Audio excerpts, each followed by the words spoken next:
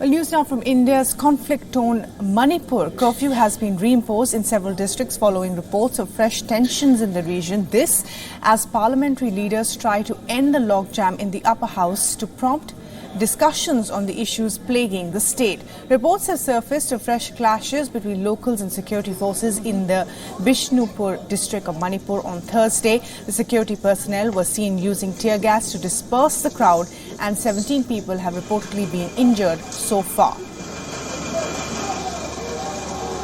Fresh tensions have allegedly been triggered by another local group's announcement that they would conduct a mass burial of bodies that had been kept in a morgue. Police was also deployed in the Bishnupur district ahead of the event.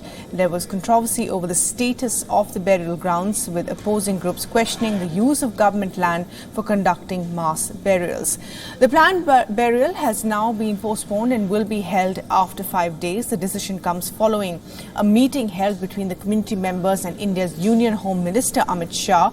Security continues to be beefed up in several areas. India's Ministry of Home Affairs has also issued an appeal to all groups to maintain peace and harmony, assuring them that the issue of the burial will be resolved within the next 7 days.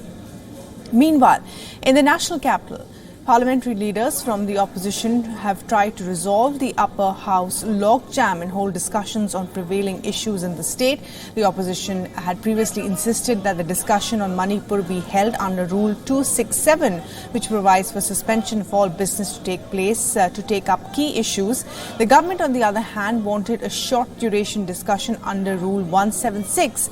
Now, the opposition has put a proposal that the discussion be held under Rule 167, which includes a voting provision. Of course, the opposition had also insisted on the Prime Minister speaking in Parliament.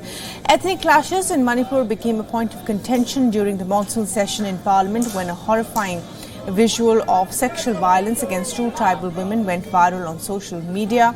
The violence began in the month of May following a controversy over economic benefits and quotas in government jobs and education. The violence has killed at least 180 people so far and displaced over 60,000. And for more on this, our principal diplomatic correspondent Siddhant Sibbal sent us this report from New Delhi on what is happening in Parliament.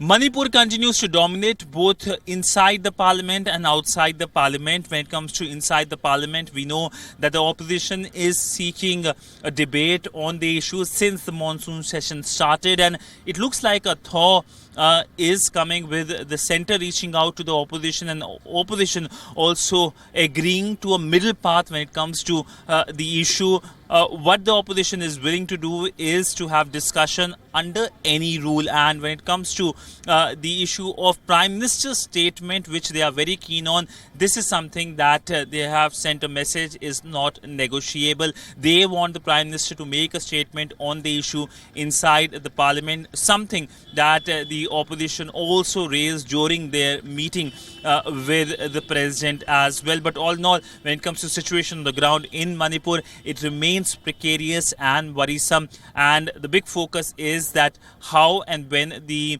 Parliament will be discussing the issue and if the Prime Minister will be making a statement on the issue. With video journalist Chandrasekhar, Siddhant Sibbal for WION in New Delhi.